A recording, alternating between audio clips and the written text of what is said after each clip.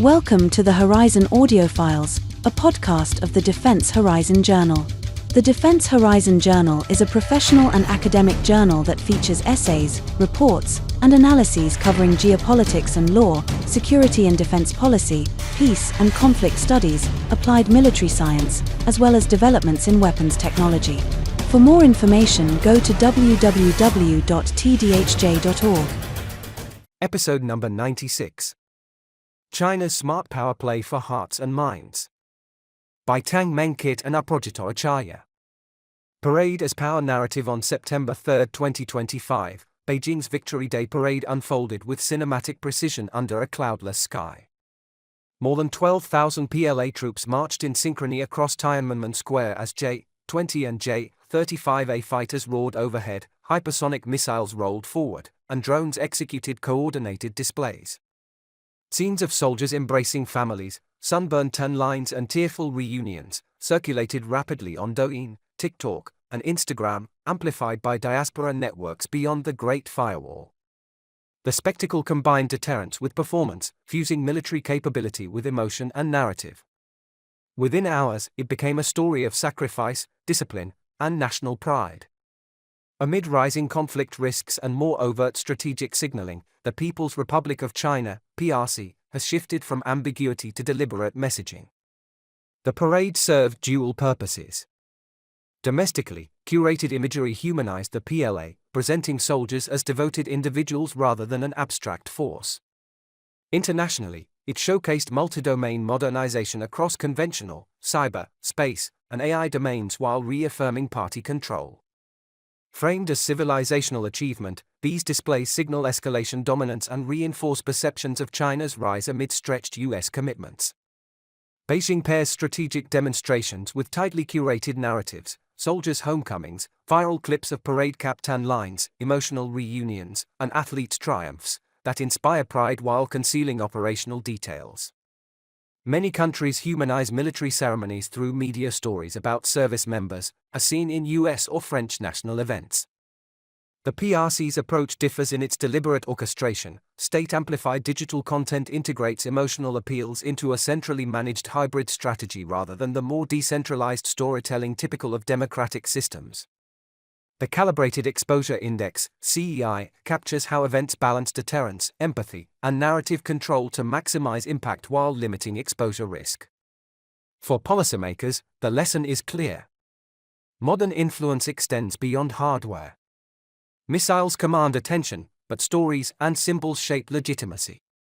The 2025 parade shows how Beijing integrates force and narrative to deter rivals, mobilize domestic support, and project an image of disciplined and inevitable rise. Applying the Calibrated Exposure Index across domains reveals a consistent logic. Beijing maximizes emotional resonance and narrative control while keeping hard power exposure largely symbolic. The parade scores high on deterrence, with higher exposure risk, whereas the humanized army and sports diplomacy emphasize empathy at lower immediate risk but with deferred vulnerabilities. From dynastic spectacle to digital rejuvenation, the PRC's use of spectacle as political communication long predates the Chinese Communist Party. Imperial processions during the Qing dynasties conveyed order, hierarchy, and moral authority through ritualized movement and choreographed symbolism. Power was made visible, legible, and emotionally resonant. The 20th century repurposed rather than broke this tradition. Mao Zedong's 1949 founding parade transformed revolutionary victory into visual permanence through disciplined display. Deng Xiaoping's 1984 parade framed reform and opening as reinforced strength, signaling continuity of party authority. Each event used spectacle to narrate political renewal. This continuity is anchored in trauma. The Century of Humiliation, 1839 to 1949, remains a central narrative, framing military and cultural displays as promises of redemption. Visibility equals security, and strength prevents future subjugation. Humanized narratives have long accompanied these displays. During the Korean War, 1950-53, PLA soldiers were elevated as national heroes in propaganda. The 1964 nuclear test was juxtaposed with stories of ordinary soldiers safeguarding the nation. Similarly, the PRC's 1984 Olympic return, marked by Xu Haifeng's gold medal, symbolized disciplined re-entry into the international system, while the 2008 Beijing Olympics projected unity and modernity amid external criticism. Athletes became moral ambassadors of sacrifice, humility, and collective purpose. These precedents matter because they establish a recurring Chinese pattern. Moments of strength are never presented naked, but always accompanied by moral exemplars who humanize power. In the hybrid power trajectory framework, the 2008 Beijing Olympics mark the transition into the global spectacle phase, 2008 to 2012, when soft power intensity reached its pre-11 zenith, SP almost equal to 8. And the PRC demonstrated that athletic prestige and civilizational confidence could function as strategic instruments operating in parallel with hard power modernization. This phase established the template spectacle as a vehicle for narrative legitimacy that Xi Jinping would later digitize and systematize. The 2025 Victory Day parade fused imperial ritual, revolutionary symbolism, and reform-era confidence with algorithmic amplification. Jet formations, drone streams, and state media fusion of historical and live footage framed the event as rejuvenation in motion. Hashtags and short videos turned ritual into participatory nationalism. This marks the full maturation of the HPT's hybrid convergence phase, 2020 to 2025, in which hard power, soft power, and narrative governance achieve synergistic intensity. Unlike earlier phases, in which instruments operated more sequentially, the 2025 parade demonstrates their deliberate fusion. Deterrence signals, emotional content, and algorithmic amplification reinforce a single party-directed narrative of inevitable rejuvenation. In this convergence of spectacle and technology, what changes in Xi Jinping's era are not the logic of spectacle, but its scale, technological sophistication, and strategic intent. The PRC's past is being digitized for a connected world. This information control of releasing curated, low-risk narratives of resilience and virtue while securing sensitive assets mirrors information security principles, ensuring influence without compromising control. Hard power display and party control. The 2025 Victory Day parade served as a deliberate exercise in calibrated and overt strategic signaling in a pre-conflict global environment marked by compressed decision timelines, deteriorating arms control regimes, and rising conflict probability. Over 12,000 PLA troops marched in perfect synchrony as columns of hypersonic missiles rolled past and J-20s, alongside the newly unveiled J-35A stealth fighters, cut across the sky.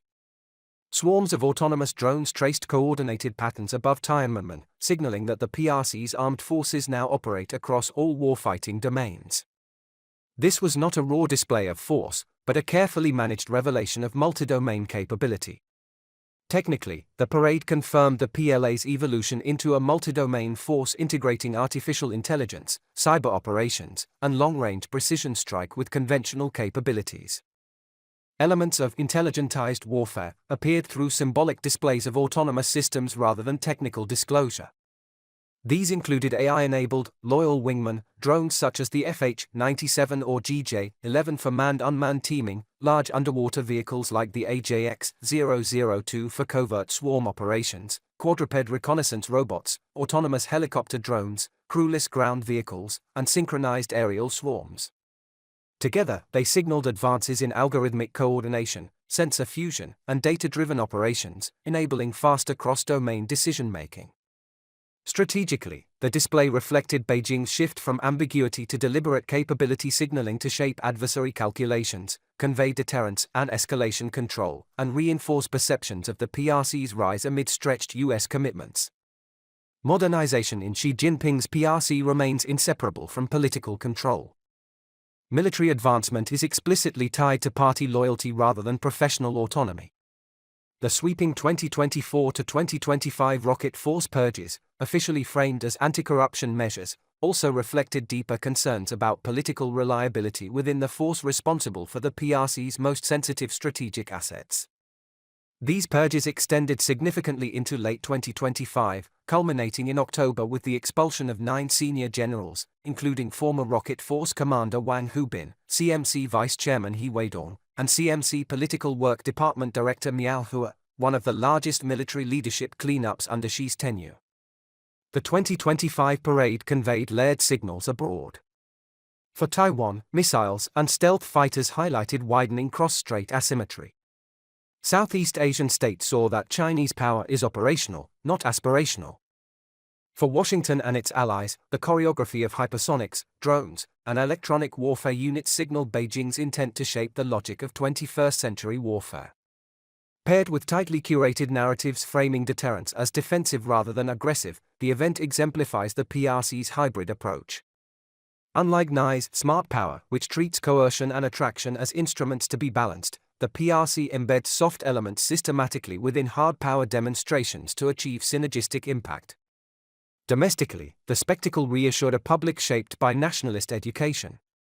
State media amplified images of discipline and precision to affirm that humiliation belongs to the past. Strength, unity, and party leadership merged into a single narrative of rejuvenation. Ultimately, the parade functioned less as a test of combat readiness than as a performance of control. In Xi's PRC, hard power does not merely deter rivals abroad. It performs legitimacy at home, turning military strength into a carefully staged expression of authority and belief. The parade was a theater of control, blurring the line between deterrence and devotion.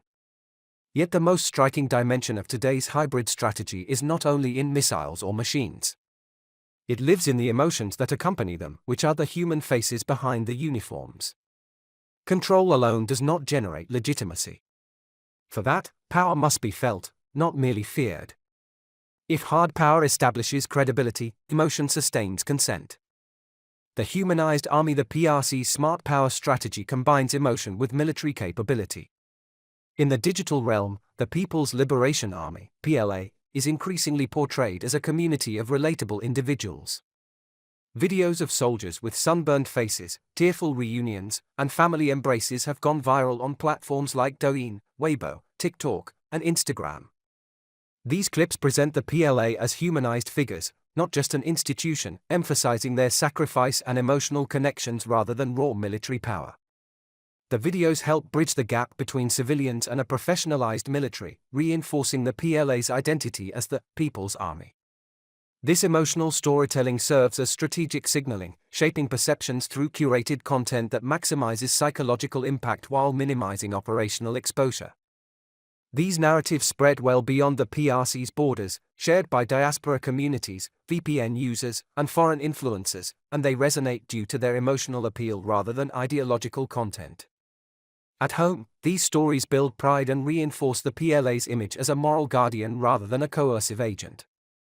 They portray the military as disciplined, self-sacrificing, and protective, softening public views of military expansion and supporting the party's benevolent leadership narrative. This humanization is deliberate and controlled.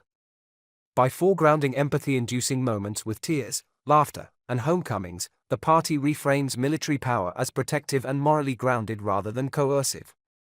The strategy aligns with broader information control. Low-risk, high-emotional impact content is released to sustain legitimacy, while operational details, command structures, and internal pressures remain concealed. The approach carries a favorable risk-impact profile.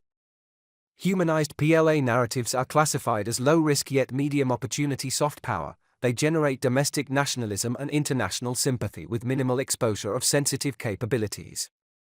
Nevertheless, the dimension remains vulnerable to credibility erosion if audiences detect overt staging or manipulation. Over a longer time horizon, this humanization strategy introduces secondary risk considerations. Its effectiveness depends on sustained narrative coherence. Isolated incidents involving misconduct, casualties, or coercive domestic roles can weaken carefully constructed emotional framing. Digital platforms that amplify such content also enable rapid reinterpretation through remixing, juxtaposition, or external reframing, often outside state control. As emotional storytelling becomes normalized, its marginal influence may decline, requiring greater narrative calibration to maintain impact. Accordingly, while digital humanization minimizes immediate operational exposure, it creates a deferred credibility risk that may constrain strategic communication flexibility during crises or escalations. Countering this dimension requires sustained efforts to challenge narrative dominance in algorithmic environments, alongside traditional military responses. Viral moments are central to deterrence, not peripheral. they stabilize it by fostering domestic cohesion and shaping external perceptions, thereby reducing the perceived need or acceptability of intervention. Applying the calibrated exposure index to the humanized army reveals a unique balance of risk and impact. It indirectly supports deterrence by projecting a cohesive, motivated, and morally grounded force, enhancing hard power credibility without exposing operational vulnerabilities. Emotional resonance drives high domestic and diaspora engagement at minimal political cost. However, the trade-off lies in narrative control. The authenticity that makes this content effective relies on the absence of countervailing evidence. A single credible incident of misconduct or staged performance, especially if amplified by adversarial or independent media, can shift the framing from a people's army to a performance of loyalty. The CEI for this domain thus reflects a medium-high opportunity with a deferred but significant credibility risk. Sports diplomacy and Confucian soft power. If the soldier embodies discipline under command and the athlete performs virtue under scrutiny, both serve as continuity assets that sustain national pride even when military assertiveness provokes criticism abroad. Sports diplomacy occupies a central place in the PRC's hybrid power strategy because it projects strength without coercion. Athletic success communicates order, sacrifice, and excellence in ways that feel accessible rather than threatening. This approach has historical depth. The PRC's return to the Olympic Games in 1984 was framed as a disciplined re-entry into the international system, while the 2008 Beijing Olympics projected unity, efficiency, and modernity amid external criticism. Popular analyses view the CCP's engagement with Confucianism as reflecting a strategic appropriation of tradition to reinforce ideological legitimacy and national identity. Within the smart power model, this reinterpretation serves as a normative layer that links cultural projection, moral framing, and political authority. This trajectory aligns with the PRC's broader evolution toward hybrid power, as captured by the Hybrid Power Trajectory Index, a longitudinal framework that assesses the interplay of hard power, soft power, and narrative governance from 1949 to 2025.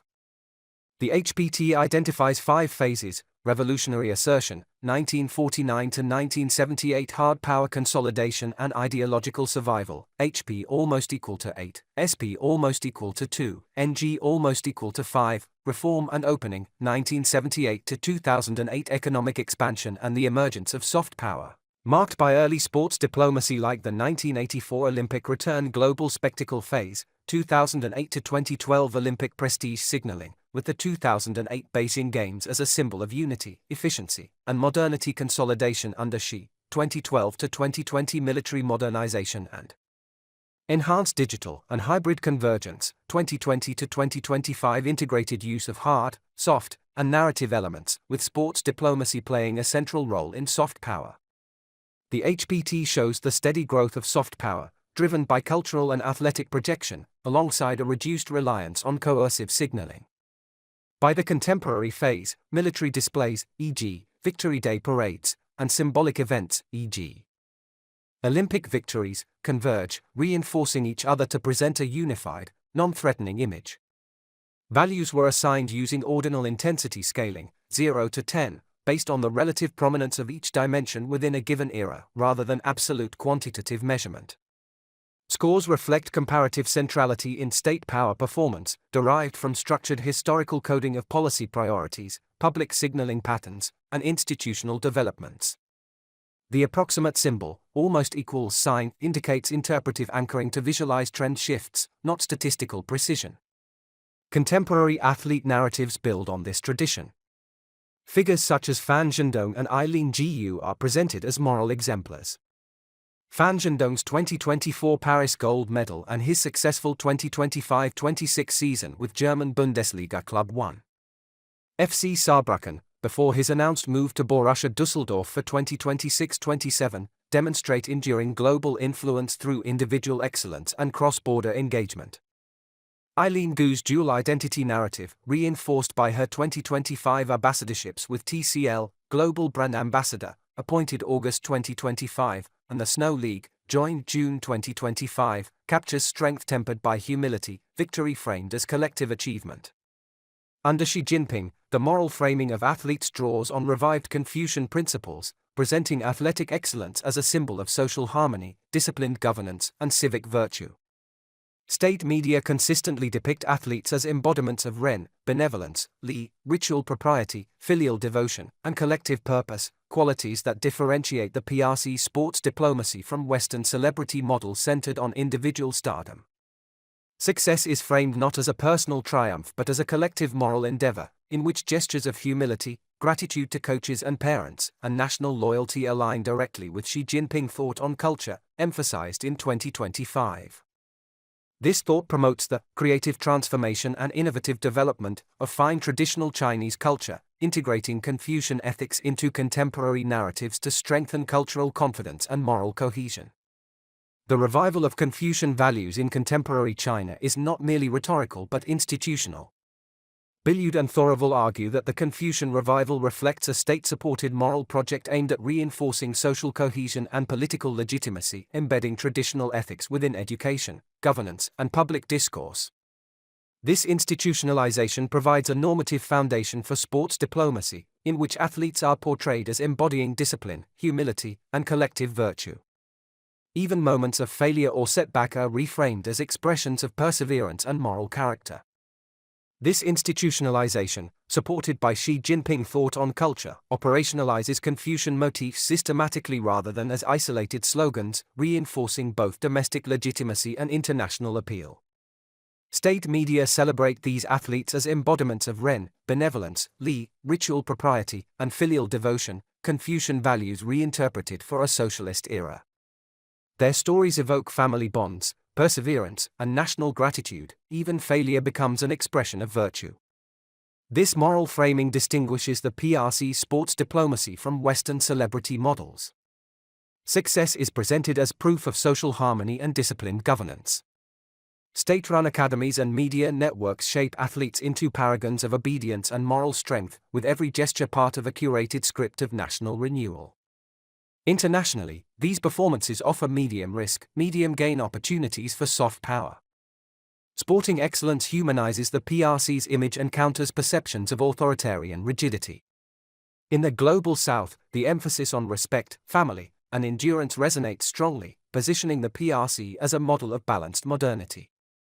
Assessed through the Calibrated Exposure Index, sports diplomacy occupies a distinct position that contrasts meaningfully with the parade and humanized military cases. Deterrence contribution is diffuse. Athletic success does not signal military capability directly, but reduces the reputational friction that hard power demonstrations generate. Emotional resonance is high and operates largely in unguarded informational spaces, where state mediation is less visible and therefore more effective. Exposure risk is low in the short term, as sporting narratives lend themselves to plausible non-political readings.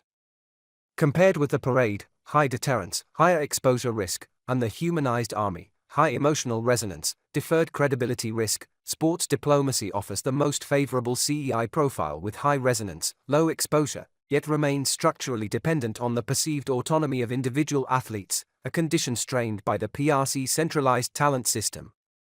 Domestically, moral athleticism deepens social cohesion, linking citizens' aspirations to the party's ethical civilizational narrative. Just as parades project control through choreography, sports project moral order through grace, and both convert discipline into legitimacy. In this sense, each medal ceremony embodies the PRC's hybrid power, with athletes and soldiers playing parallel roles, both symbolizing sacrifice, translating state ambition into personal stories, and shifting power from fear to admiration. While other autocracies, such as the German Democratic Republic, Socialist Romania, and Tito's Yugoslavia, used sports diplomacy to project national pride and legitimacy, the PRC's approach is distinct. It revives Confucian values, Ren, Li, and filial devotion, blending them with digital amplification and information control. This fusion, rooted in the PRC's civilizational revival and the party's adaptation of traditional ethics, sets it apart from European socialist regimes, which based legitimacy on proletarian ideology or pan-Slavic unity rather than on an enduring philosophical tradition. By combining Confucian virtues, socialist ideology, digital virality, and a 2049 vision of rejuvenation, the PRC's model goes beyond previous propaganda strategies. Unlike the Soviet bloc's reliance on class struggle or personality cults, the PRC integrates moral, ideological, and symbolic narratives, framing power as a source of admiration rather than fear. Selective openness and authoritarian curation. The PRC's hybrid power strategy depends on controlled revelation rather than full disclosure. Moments such as soldiers displaying sunburned tan lines or athletes bowing to parents appear spontaneous, yet each is pre-approved, refined for emotional resonance, and scripted to align with political objectives. This information control generates an impression of authenticity while preserving strict authority and preventing dissent. Critical elements such as military vulnerabilities, internal dissent, elite politics, operational details, and the full impact of leadership purges are rigorously protected. Meanwhile, low-risk, high-impact narratives, such as soldier homecomings that evoke sacrifice or athletes demonstrating discipline, are deliberately released to enhance legitimacy and influence. Soldier reunion videos highlight personal devotion without exposing training strains, and athlete celebrations emphasize harmony rather than political opinions. Full transparency risks exposing weaknesses that adversaries could exploit, whereas total secrecy fosters suspicion and allows rivals to dominate the narrative space. Selective openness achieves balance, it mitigates exposure risks, sustains public engagement, and maintains emotional appeal. Platforms such as Weibo employ AI-driven real-time moderation, including automated sentiment analysis and recommendation algorithms, to downrank criticism and promote party-aligned content. Military personnel and athletes adhere to stringent communication guidelines, with press interactions rehearsed and personal posts vetted to ensure orchestration. This calculated curation exemplifies authoritarian resilience. Traditional propaganda has lost its persuasive force in an era when audiences demand emotional authenticity. Beijing therefore humanizes the regime through carefully selected stories of tears, embraces, and family bonds, fostering trust and pride, while censorship removes any discordant elements that threaten the image of unity. Legitimacy arises from selective vulnerability, and stability from disciplined concealment. Nevertheless, the strategy is not without vulnerabilities. Key narrative risks include overexposure, oversharing, medium-high probability, high-impact. Excessive detail enables intelligence exploitation, mitigated by limiting releases to symbolic displays, loss of credibility, trust erosion, medium probability, high-impact. Perceived manipulation collapses public faith, countered by prioritizing authentic yet low-risk content, leakage of sensitive assets. Low-medium probability, very high-impact. Breaches undue years of effort, addressed through strict access controls, contradictory messaging, medium probability, medium high impact. Divergence between rhetoric and actions undermines coherence, resolved by pre-approving aligned narratives, and narrative vacuum, low probability, medium impact. Excessive secrecy invites speculation, managed with controlled, limited updates. From a risk governance perspective, this model externalizes reputational control to technical systems rather than political persuasion. Heavy reliance on AI-mediated moderation and algorithmic amplification reduces short-term narrative volatility but creates structural dependence on platform integrity, data quality, and calibration accuracy. Errors in sentiment classification, leakage of suppressed content, or external exposure of moderation practices can undermine the perception of authenticity that the strategy seeks to project. As a result, selective openness functions as an efficient stabilizer in routine conditions but may prove brittle under rapid crises, where narrative velocity outpaces centralized control mechanisms. Information control thus mitigates these fault lines, allowing the PRC to sustain emotional resonance while concealing the apparatus of control. Soldiers and athletes embody both humanity and obedience, their visibility reinforcing the state's moral order. This curated openness underpins authoritarian resilience, creating an illusion of accessibility while preserving political closure. In Xi Jinping's era, the revival of Confucian ethics further integrates technology, loyalty, and virtue into a unified ideological framework, strengthening the regime's narrative architecture. Moral revival and cultural integration. At the core of the PRC's hybrid power strategy is a moral revival that frames national strength as virtue rather than domination. Under Xi Jinping, Confucian principles, especially Ren, benevolence, Li, ritual propriety, and filial responsibility, have been revived and reinterpreted as key elements of governance and national identity. This revival serves as an ideological tool that integrates military discipline, athletic excellence, and political loyalty into a unified moral order. The soldier enduring hardship and the athlete acknowledging collective effort embody this moral framework. Their public narratives present power as ethical, restrained, and protective, positioning the PRC's military modernization and sporting achievements as signs of civilizational renewal rather than aggression.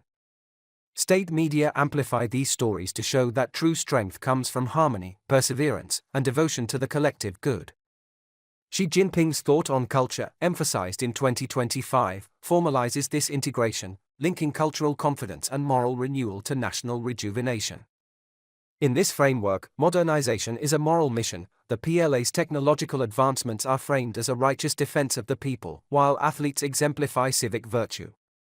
Globally, the narrative counters Western moral relativism and social fragmentation, promoting an alternative model rooted in order, dignity, and mutual respect. This resonates in the global South, where skepticism toward liberal universalism is common. However, this moral revival is carefully managed. Critics argue it's a bureaucratized Confucianism that prioritizes obedience over moral pluralism or individual agency. While it strengthens regime legitimacy and social cohesion domestically, it restricts independent moral discourse. Within the broader hybrid strategy, moral revival operates through information control. Beijing releases curated, low-risk narratives that enhance ethical legitimacy while safeguarding sensitive political and military information. This approach allows the PRC to project both capability and virtue without exposing internal contradictions. By embedding Confucian virtue into its narratives of strength, the PRC turns military displays and athletic triumphs into tools of moral persuasion. The fusion of cultural pride, ethical authority, and political ambition reinforces the party's claim to lead a secure and morally grounded great power resurgence. Strategic and geopolitical implications. The PRC's hybrid power strategy blends hard military capabilities with soft instruments to shape deterrence and perception. Missiles and multi-domain forces provide leverage, while narratives of loyal soldiers and successful athletes foster legitimacy and empathy, especially in the Indo-Pacific and Global South. Unlike Joseph Nye's smart power, which balances coercion and attraction within liberal frameworks, the PRC's approach integrates emotional storytelling, Confucian moral framing, cultural projection, algorithmic amplification, and the three warfares with hard power displays. This creates a unified, party-directed system of ideological coherence, legitimacy, and narrative control. Strategically, the PRC employs risk-managed signaling, selectively disclosing capabilities through parades, hypersonic displays, and cyber demonstrations, while safeguarding operational details. Digital platforms amplify low-risk, high-resonance content, including viral soldier reunions and athletic triumphs, which appeal to regions wary of Western individualism and fragmentation. This approach relies on continuous calibration of messaging to audience response. Engagement data and platform feedback are used to refine tone and timing, helping contain narrative risk and avoid unintended escalation. At the same time, this dependence on measured reception introduces exposure if signals are misread or conditions shift faster than narrative adjustment cycles. However, internal developments expose vulnerabilities. The 2024 to 2025 purges, culminating in the October 2025 expulsion of senior officers, have created leadership vacuums and organizational churn. The U.S. Department of War's 2025 PRC Military Power Report notes these disruptions likely affect operational readiness, particularly in the rocket force, though potential long-term improvements are possible. Such instability risks undermining credibility if seen as a sign of systemic weakness, amplifying concerns over contradictory messaging or overexposure. For other powers, the implications are clear. Countering the PRC requires more than military measures. It demands narrative resilience, robust digital literacy to detect manipulation, and cultural diplomacy focused on inclusive, values-based engagement in the Global South. Alliances must balance deterrence with proactive storytelling, emphasizing transparency and openness as strengths. The PRC's strategy redefines 21st-century competition. Deterrence now operates through both moral persuasion and coercion, with curated narratives becoming as decisive as military hardware. The future of power will unfold across both physical and informational domains, where the ability to shape global perception is central to strategic success. Competing for hearts and minds, the analysis suggests that the People's Republic of China's contemporary approach to power extends beyond conventional military modernization to encompass a more integrated system of strategic signaling, narrative construction, and moral framing.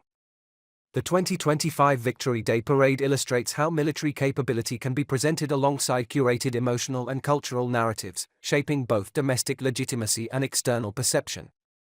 This fusion points to a broader evolution in the nature of strategic competition. Power is not only exercised through material capabilities, but also through the ability to influence how those capabilities are interpreted. By embedding military displays within narratives of discipline, virtue, and historical continuity, Beijing appears to be advancing a model in which deterrence and legitimacy are mutually reinforcing. At the same time, such an approach is not without constraints.